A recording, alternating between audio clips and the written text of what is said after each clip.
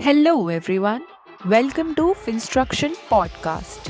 Here I, Akriti Bajaj, as your host, will take you through the product building journey from the lens of product managers. Today, our guest speaker is Gautam Mahesh, Director of Product Management at Decentro.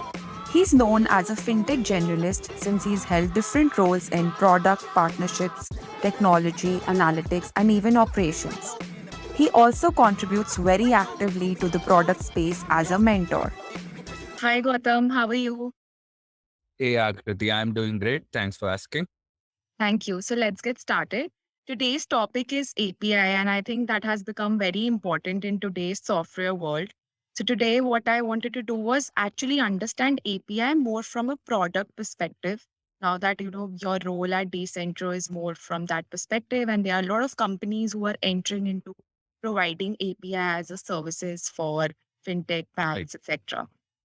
So before we start off this conversation, could you please actually explain what API is in a layman terms? Because I think there's a lot of confusion around this term, even though it's pretty simple. But yeah, Right. No, I think APIs, as you rightly said, as no, it's like ubiquitous now. Pretty much, not just fintech, be it any kind of product anywhere, knowingly or unknowingly, everybody's using an API. What was exactly. originally a core tech or a engineering or a developer product has now become so common. Like I hardly know any PMs or APMs who don't actually work with an API today, right?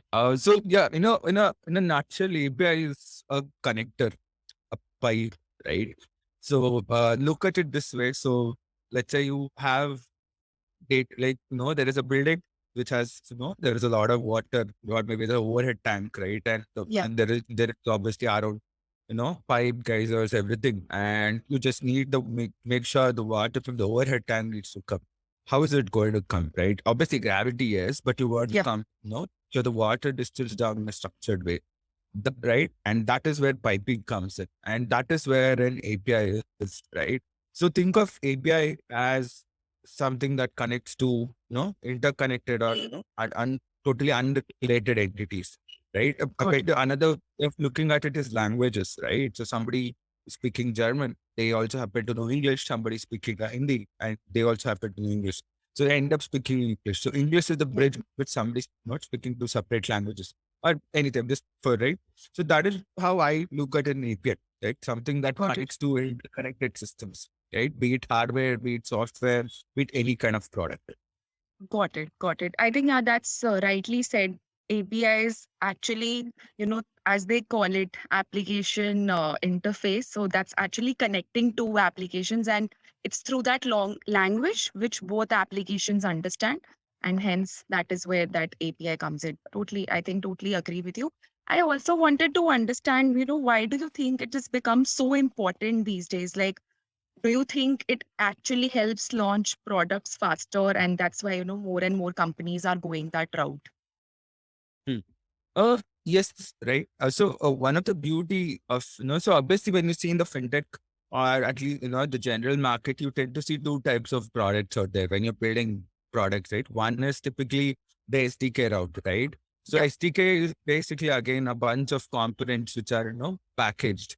Just Okay. like when we download something from a Play Store, I don't know, iStore and, install, it's like a package which is, which any kind of a marketplace or a consumer fintech can bundle in. Most common SDKs we tend to see are the payment gateway SDKs, or Yeah. that we can see on a cred, no, or any other product like Amazon, etc., Flipkart, etc., right? Any Uh, e-commerce company. any kind of a product, right? So Yeah. that is one of the SDK rules, but there are a lot of pitfalls. No, there are a lot of challenges with it because in terms of customizing the flow, the UI, there are a lot of genuine challenges. Yes, the SDK merits, there is a lot of benefits in SDK. The other route I just said was the API, right? API first approach to building things or building products. So Okay.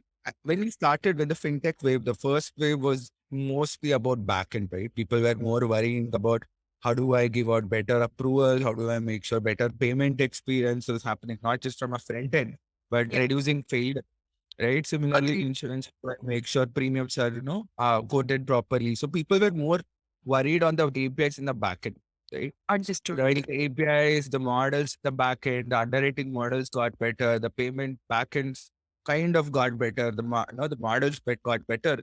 Yeah. Slowly and steadily, the shift has now been in what typically is called as the consumer focus or the client focused. What Okay. an application or a Gautam perceives, right? And Okay. that is what you'd see in the last 2-3 years totally. Right? Experience has become extremely critical, especially those which are Agreed. very, tech-led or product-led companies, not just fintech. And Yeah. also in fintech, because it's all about trust. Right? Just True. imagine I am the lending app and suddenly redirect you to a random page or through an SDK or I just redirect to say, hey, why don't you upload your statement here?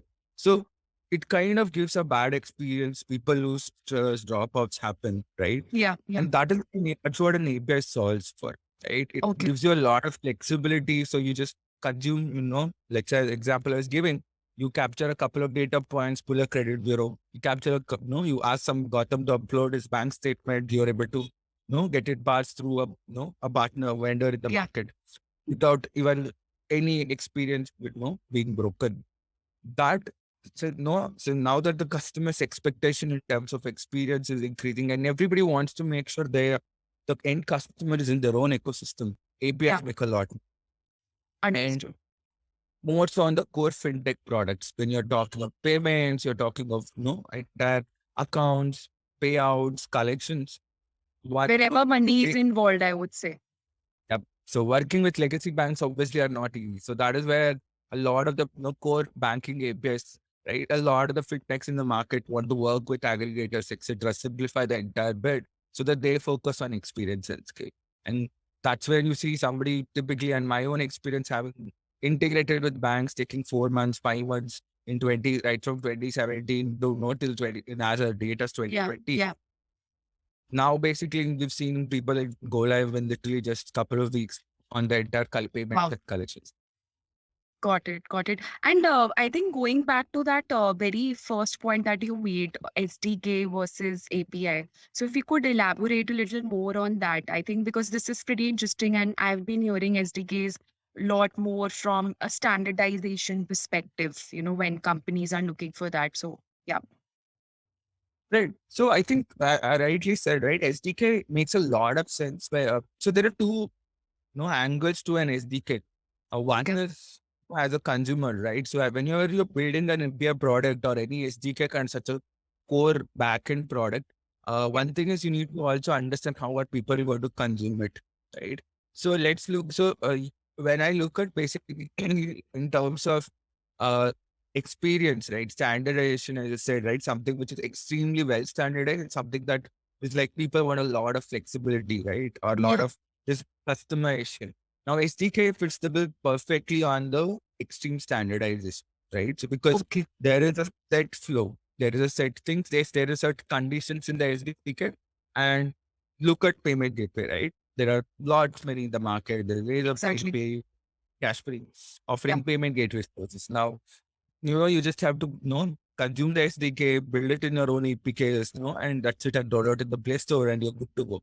And look at it this way: we're all used to checkout experience on a Flipkart or an Amazon Yeah. or in Uber or etc. Right? So for a consumer, it's nothing new. No, Agree. he or she's habituated to it, and the fintechs also know, or the businesses also know that hey, like my consumer is not going to drop off when I ask him or her to do a payment, do a loading of funds, etc. into a wallet Yeah. because it's Yeah. standard, right? There's nothing Agreed. customized there. Yeah. Now there is the works extremely well both from a consumer standpoint and as a product manager when I'm building a consumer app Yeah. as well as being in the SaaS company, right? Okay. Now, but as a SaaS PM, there is still a lot of mechanics because again the client side needs to be different, the server side needs to be different, and in SDKs do extremely well when you are calling a lot of the device functions like deep linking. You want to call out Okay. specific apps when you're paying on UPI, for example, right? Understood. There it gives you unleashes a lot of power because you're directly interacting with your client's app, right? So Understood. where you want extreme level of uh, control in term, extreme level of standardization, SDK makes perfect sense. Now let's look at the other side, right? As we were discussing, somebody's just trying to, like just roll out a payment link or get you to basically just, send a payment link on WhatsApp or Yeah. just, link it and let you decide which app you want to pay, or or you basically want somebody to load money into a wallet from a third party account. There, an API makes more sense because you don't want to give the user an experience which is different, because you're basically sending a collect request, UBI based, or you're asking somebody to load funds or confirm the funds that you've loaded. Yeah. There, an API based approach makes more sense, which is what right now I'm doing in Decentro also, right? So because there is no standardization, right? Because somebody wants a fancy UI, somebody wants a very uncluttered UI, somebody Agreed. wants UI on Android, iOS, as well as web. So that gives both the PMs who's on the team to basically replicate the same module, the developers' lives make easy, etc. Now, SDK Understood. for the web is Yeah. not easy, right? So it's not like I'm anti SDK. SDK is pretty much something that I'm sure I'll be working on soon enough. But that's where the beauty of an SDK is that APIs both have their own pros and cons. Understood. Understood. I think this is super insightful for anyone who's looking to understand, what's the difference between the two. And as you mentioned, right, like you've been giving examples of fintech since we are talking about that per se. What APIs are super important, and what pain points are you actually trying to solve by having those APIs in the first place? Right. Yeah, I think that's a very good question. Obviously, a lot depends on the business model of the fintech or the merchant that is in the question, right? But one thing that we see a lot, at least I know I'm seeing a lot in Decentro, is on the payment stack, right? Okay. When I say payment, typically anything and everything to do with collecting money, as you're saying, UPI based collections. Yeah. Even non-UPI based collection where somebody can load money into a virtual account through an IPS from a PSP app like GPay, PhonePay, etc. Right? So this is something a lot of the platforms have been, especially the largest platforms, use the virtual account for reconciliation, etc. Similarly, we've seen a lot of the times people just sending us a payment link, etc. So entire collections is something that UPI being unleashed, we see a huge demand there, be it payment links, QR codes, collect requests, etc. Right? Yeah. Other one which generally we see a lot is same thing on the payout side, right? Everybody needs to pay to a vendor, they need to pay salaries, they even need to pay settle whenever, let's say I'm on a Zerodha or a Guru or I'm any kind of a crypto exchange, Yeah. etc. People need to kind of get paid, right? They want to draw money. And that's where the entire payout, settlements kind of come into picture. That's another product which we see an insane amount of demand, and people are still trying to figure their heads out whether it makes sense to work with banks directly or with platforms like us, the Decentro. Okay. And both of them being core, right? And then obviously you have the card side, right? We see that there the co-branded cards, the prepaid cards, has taken off extremely well. We see a lot of demand. Everybody sees, especially now with a lot of the BNPL players having their own cards. Exactly. Physical. Yeah, it is. PAMPay, there is banks like PAMPay, Akudo, and BNPL players like Postpay, Slice. So I think it makes a lot of sense. A lot of the businesses are now getting into the prepaid side. What they had been dispersing or getting their employees to pay directly, vendor directly. Now they want to do it on the cards and make some interest. So I think we see a lot of demand. KYC and onboarding, which is basically validating my PAN. Such I see KYC is something we see a lot of demand in general, right? Across these are the interesting, and as I said, like pretty much almost all the any fintech in the market ends up working with payments or cards or both in most cases, and obviously on the KYC side to verify their own merchants, consumers, etc. I think these are where I see that demand is. In terms of solving the problem, as I was saying, you either can go to a bank, to work or an issuer on the card side. But again, it's a very time consuming processes, and these are old monolithic systems, takes time. They're more focused on compliances processes and not really optimized for experience, right?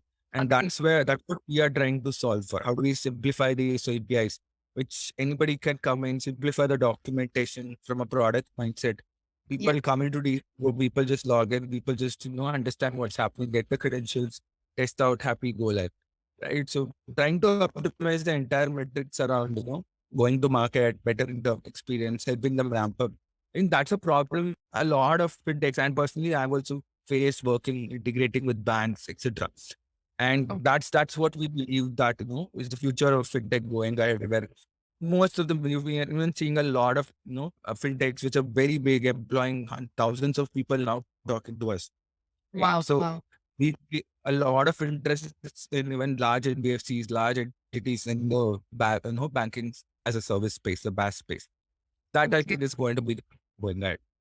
Understood. So basically, you are trying to say that, now any company, not just fintech, what they would want to do is they would want to focus on their core product and actually reach out to companies like Decentro or others in terms of getting those APIs to, like, let's say I want to open a new bank and I do not want to build KYC of my own. So why not get this API?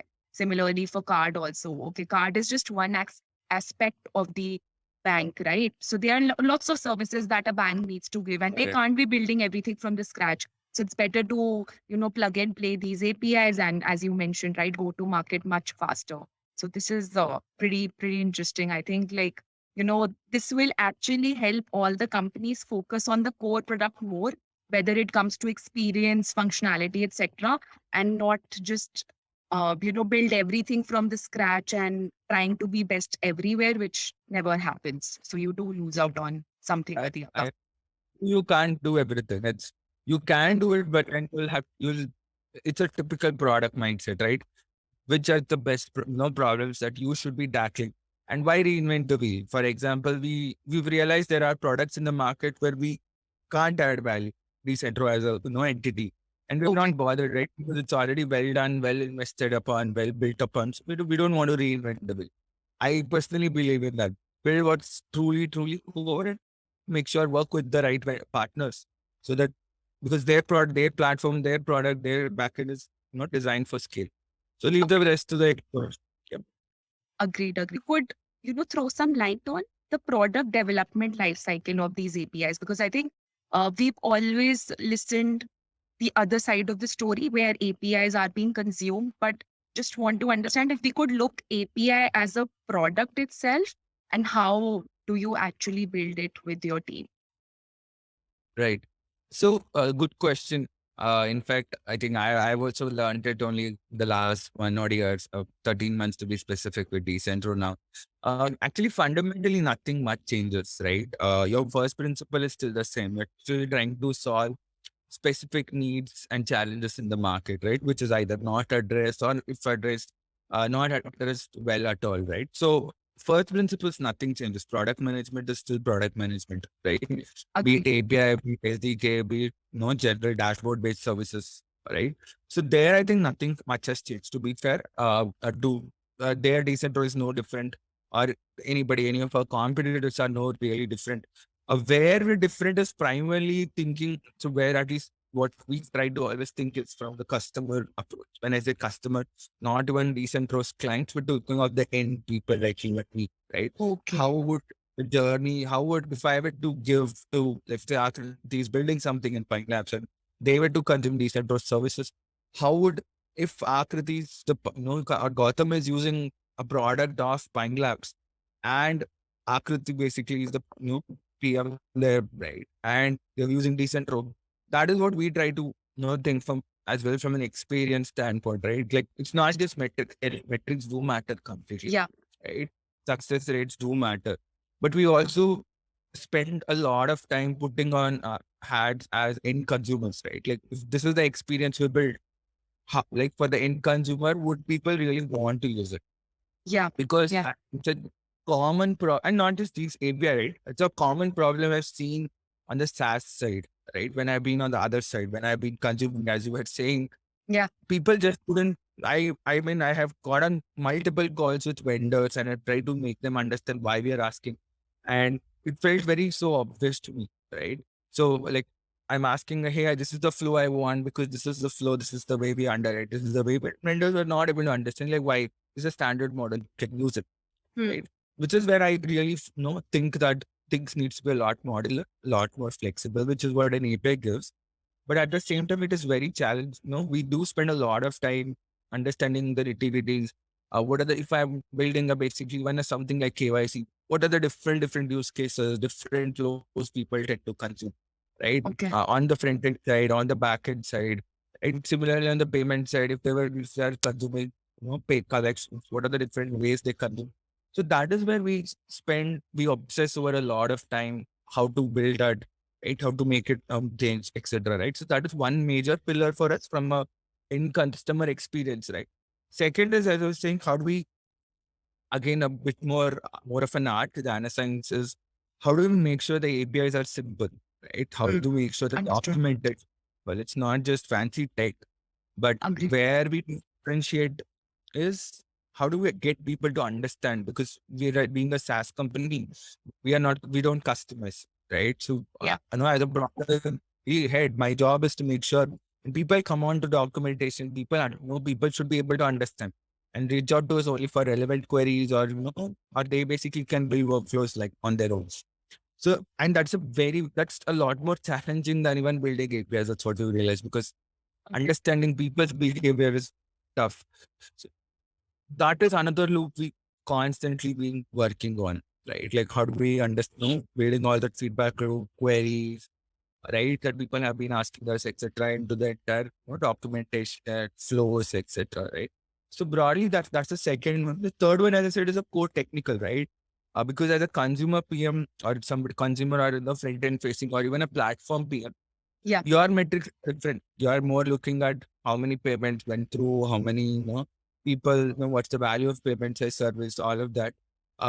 Yes, all of those matter, because that's how we also make money, right? It's Agree. not just having fancy, awesome looking documentation and, technical specs, but what really matters is how stable my systems are, how stable my platform is, Makes sense. right? Our clients, or for that matter, end consumers, only care about their experience, right? It's so reliability, we constantly make sure, we have multiple partners. Reliability is a critical metric for us, right? In terms of Okay. uptime, etc. Yeah. Success rate is something that every item, everything we do, we try to ensure it's tagged to that. It's Yeah. extremely critical. Um, we constantly obsess over that, because it's might looks very obvious, and it is quite obvious. And most Yeah.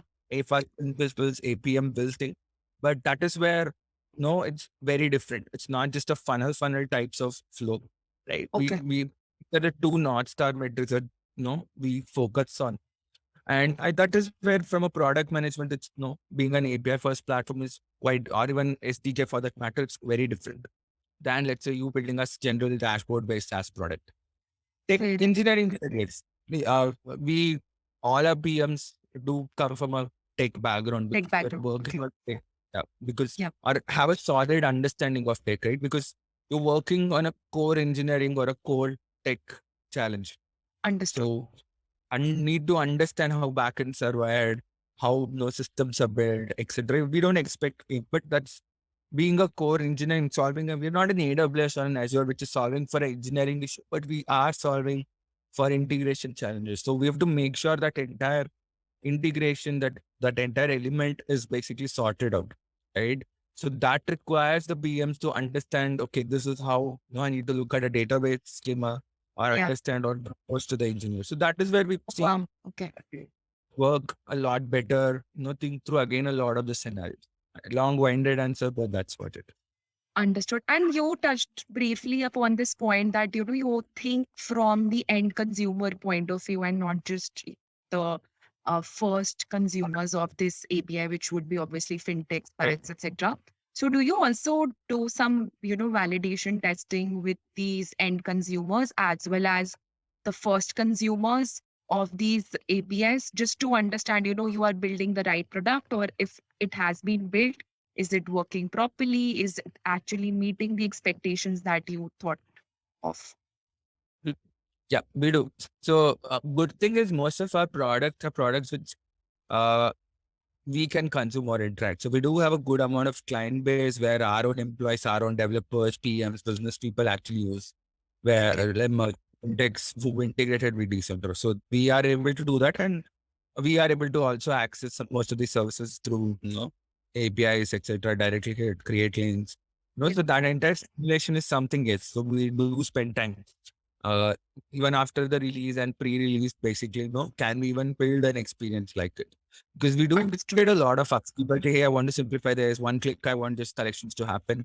Um, so a lot of the time, a PM spends on this, and it's not just eBay, but the SDK or anybody on the SaaS side, especially this right feasibility. Is it even feasible to Exactly. work on this?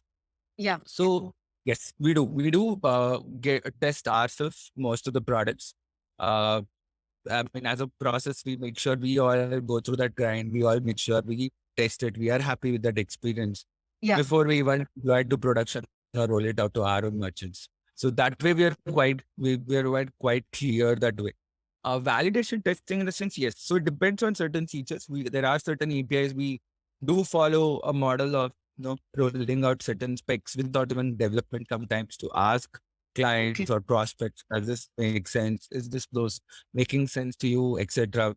And we do go through the round of entire end-to-end understanding with them. How will they consume? What changes would they want us to make? So obviously, unlike a consumer side of things or SME side of things, where I can just go talk to 100 people and validate, it's not possible in SaaS companies, Of or course. rather, at least us. So we cherry pick or we speak to certain the customers, not the developers really, but more of the PMs.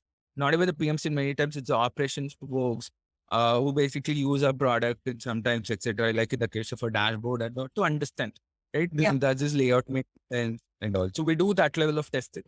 In terms of initial hypothesis validation, whether people will prefer using these kind of a view or they want a different kind of a view or a certain level of callback response. So we do validate that. But again, in the end, it's also a bit of art where we take a call, we go live, we make tweaks as well too. Makes sense. No, no, but I think this is something that very essential to any product that we are building, and that's why I really wanted to ask this question. And I think then it applies to whatever products you are building, whether they are SaaS, an application, or whether it's consumer B2B, anything. I think whoever I have asked this question, they do test their products, and it's not just testing at the end, but it's also when you are ideating then also you would want to validate those ideas and not just imagine that okay this kind of problem exists. You actually speak to those clients or consumers and understand what are the pain points and then develop products for those pain points accordingly. Com- Totally. com- uh, So okay. I think last question I had on this subject was what are the success metrics you track? So you did mention success rate is obviously one of the most important KPIs. You also mentioned the uptime. But yeah, like just wanted to understand for any API that you launch, what are the few success metrics and do you try to look at it from more from a, what are the leading and lacking metrics or what exactly is your approach on this essentially?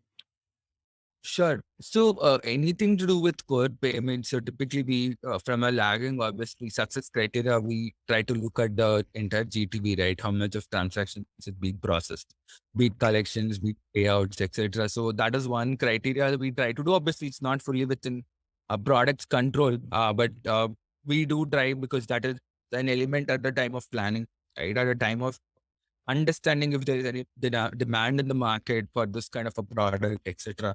So that is something we always focus on. Can we meet the GTV target, a specific X million dollars or whatever is the transaction value that we process? That's something that we quite we track, right? Not just from a product, but also from a broader business standpoint and an org standpoint. So that's one critical success criteria because if I'm planning for a monthly of GTV of 100 million and I'm doing 10, that means the product is really not living up or the business team is not able to position the product well or maybe messaging on the website, etc. are not very clear. Could be anything, right? So it's a problem statement.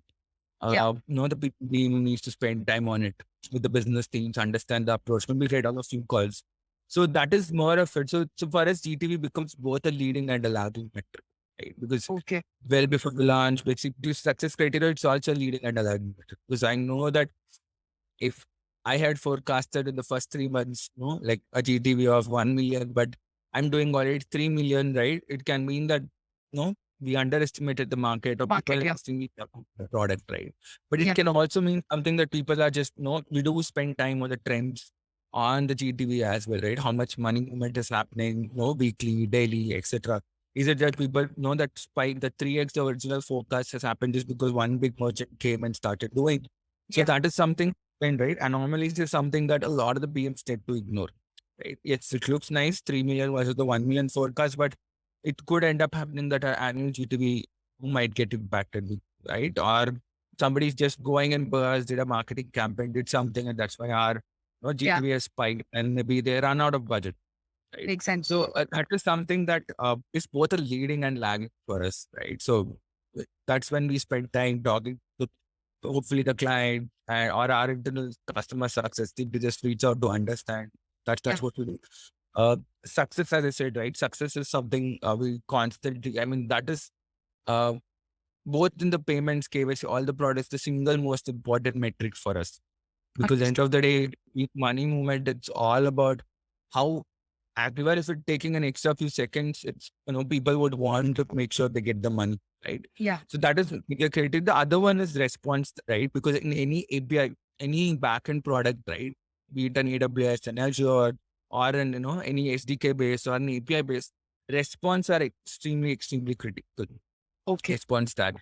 So that's something that we again measure a lot, right? We try to understand how much that is why we are talking of, PMs needing to have a solid background in understanding, tech, measuring latencies, ability to run SQL queries, etc.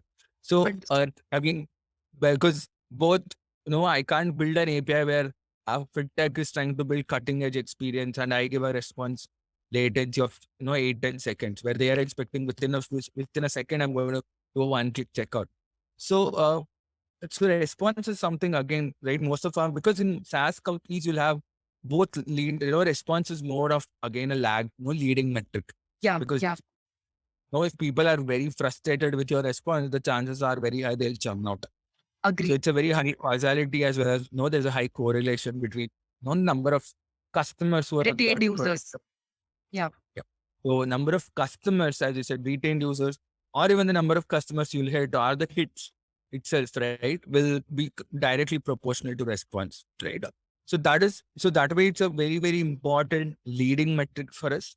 So to make sure that the APIs are functioning fine, not just making sure its uptime is like 10.99%, but it's performing as expected, right? So that is another major element, right? The last is what is typically called as the transaction metrics, which is transaction TAT, which is how Okay. many of them went through, how many failed, how many got reversed when I'm doing a payout or when Yeah. I'm doing a collect, etc. Right? Because because we work with a lot of broken systems in the back end, right? Okay. Unlike all the so there are parts of the journey that a lot of fintechs where you have a lot of very stable modules or stack, right? To be fair, the credit bureau APIs, for example, all the 4 credit bureaus have like rock solid APIs, right? At least on Yeah. production, you hard have downtime. You never face issues with them. Their data quality, their All response good. time.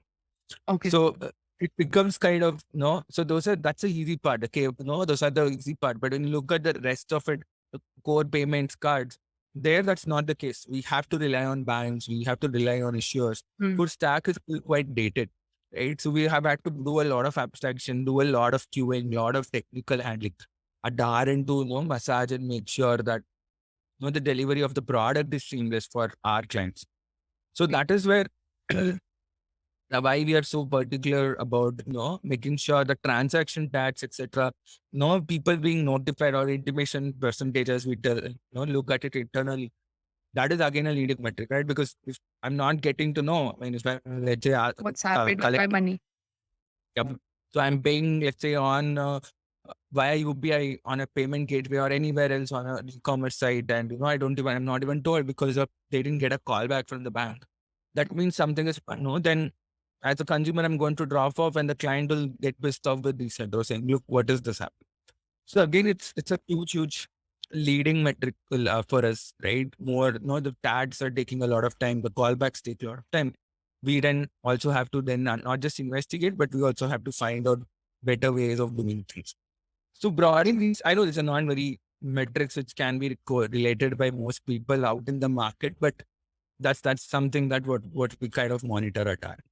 No, no, but I think this actually gave us a fair idea of whoever is, interacting with APIs. And of course, as we mentioned, right, most of the APMs would be, these are the metrics that they could track for themselves as well, because it's not just about consuming the services, it's also making sure that services that they are consuming, they are living up to the expectations and they are meeting those metrics, as you mentioned. Like, of course, everyone will have a different North Star for themselves, but overall, in a nutshell, what's the performance? And I think one interesting point that I got out of this entire success metrics discussion is that how you are not just making sure that, okay, Decentro's job is done properly, you are making sure that entire ecosystem is working fine with the transaction tags. I think that is where it is like a very differentiating point, because that's where it can make or break your customer and the end consumers itself. As we end this episode, just general question on any advice that you would like to give to the aspiring and current PMs.